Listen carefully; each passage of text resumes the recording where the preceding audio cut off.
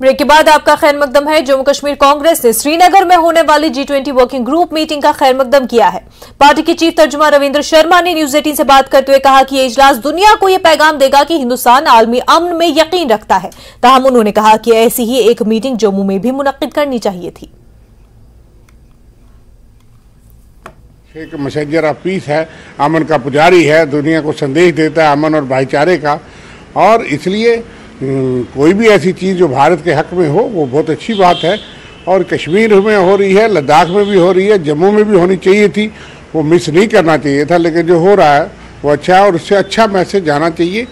पाकिस्तान या किसी दूसरे मुल्क का कोई अधिकार नहीं, इसलिए एक अच्छा मैसेज आए वो हम भी चाहेंगे, सारा देश चाहेगा।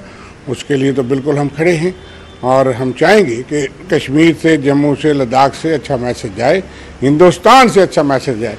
हिंदुस्तान हमेशा भाईचारे और अमन और उसके सुगंध जो है वो फैलाता रहा है। G20 इजलास से सयाहत, दस्तकारी, बागबानी और दीगर शोबों से ताल्लुक रखने वाले लोगों के अलावा जम्मू कश्मीर के फनकारों को भी बड़ी उम्मीदें वाबस्ता है। न्यूज 18 से बात करते हुए जम्मू के सीनियर फनकारों ने कहा कि जम्मू कश्मीर जो कभी फिल्म सनत के लिए जन्नत था, दुनिया भर के फिल्मसाजों को अपनी तरफ मुतवज्जा करने की पूरी सलाहियत रखता है, जिससे जम्मू कश्मीर के फन और फनकार को भी फरोग मिलेगा। कश्मीर वही है जो आज से 30-40 साल पहले होता था, जहां पे कोई भी ऐसी फिल्म, हिंदी फिल्म इंडस्ट्री की या साउथ इंडियन फिल्म इंडस्ट्री की ऐसी नहीं होती थी जिसमें कश्मीर में एक गाना शूट नहीं होता था या कश्मीर की सीनरी नहीं होती। वो वही कश्मीर है, आज भी वही कश्मीर है, मगर बीच में हालात ऐसे हो गए कि लोगों का आना जाना यहाँ पे कम हो गया। अब जब हालात सुधरे हैं, बहुत तरीके से जम्मू कश्मीर जो है बाकी देश के साथ इंटीग्रेट हो गया है। और ये जो G20 की अब मीटिंग हो रही है यहाँ पे, उसमें 20 ममालिक से रिप्रेजेंटेटिव्स आ रहे हैं।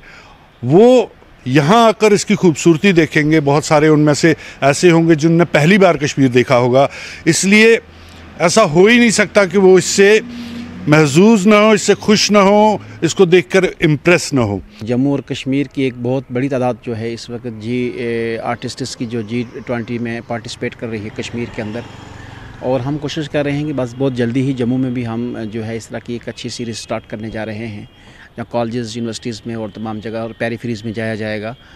तो इससे तो आर्टिस्ट्स का बहुत ही बड़ा फ़ायदा होने जा रहा है। और हमारी कोशिश यही है कि जो भी आर्टिस्ट्स हों, सिंगर हों, चाहे दूसरे लोग हों, तो उनको जो है इसमें शामिल किया जाए। G20 की पॉलिसी में है शायद कि टूरिज़म को बड़ा प्रमोशन मिलेगा, टूरिज़म के साथ साथ हमारी फिल्म इंडस्ट्री को भी उसमें प्रमोशन मिलेगा।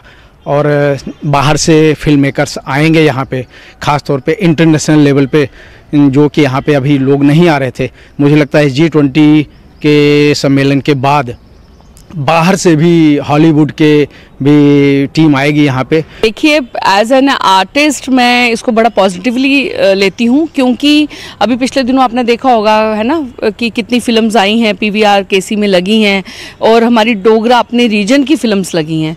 तो ये अपने आप में एक प्लस पॉइंट है, इसमें बहुत सारे लोग एक दूसरे को सपोर्ट कर रहे हैं, ये एक अच्छी बात है। दूसरा जो G20 है वो मुझे लगता है हमारी JKUT को थोड़ा रीच देगा। श्रीनगर में जारी G20 समिट पर जिंदगी के मुख्तलिफ शोबों से ताल्लुक रखने वाले अफराद ने अपना रद्द-ए-अमल जाहिर किया। लोगों ने कहा कि G20 इवेंट से मईशत को फरोग मिलेगा और आने वाले मंदुबीन दुनिया के लिए कश्मीर के सफीर होंगे। वो वादी की खूबसूरती और सयाहत के बारे में लोगों को बताएंगे। उन्होंने मजीद कहा कि अब रोजगार के मजीद मौके पैदा होंगे। G20 का जो यहाँ इजलास हो रहा है, ये इसको वर्ल्ड इकोनॉमिक फोरम के नाम से भी जाना जाता है। कश्मीर की खूबसूरती इस G20 के इजलास की वजह से, जब ये मुंदुबीन रिप्रेजेंटेटिव्स अपने अपने मुल्क में जाएंगे, जम्मू कश्मीर की खूबसूरती को ये प्रोपोगेट करेंगे। इससे जम्मू कश्मीर का जो लार्जेस्ट इंडस्ट्री जो है, जो टूरिज्म की है, वो इसे प्रमोट होगी।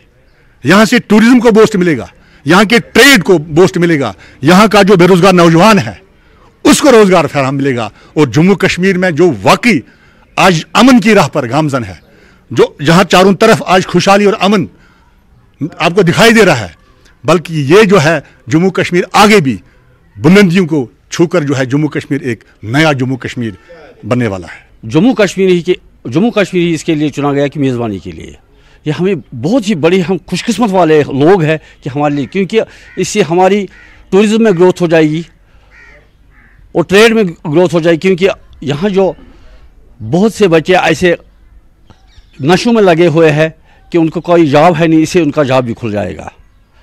और मैं शुक्रगुजार हूँ श्री नरेंद्र मोदी जी का कि जिसने ये G20 यहाँ पर इसकी कन्वेंशन लगा दिया और हमें बहुत खुशी हुई है कि हम इसके लिए चुने गए हैं। अगर हम 2008 से देखें तो यहाँ के कुछ पॉलिटिकल पार्टीज़ ने एक ऐसी तस्वीर दर्शाई बाहरी मुल्कों में कि यहाँ पे हालात कुछ इस तरह बनाए गए, एटमॉस्फेयर कुछ इस तरह क्रिएट किया गया कि लोग जो है वो परेशान थे, ट्रेड पूरा ठप बैठा था।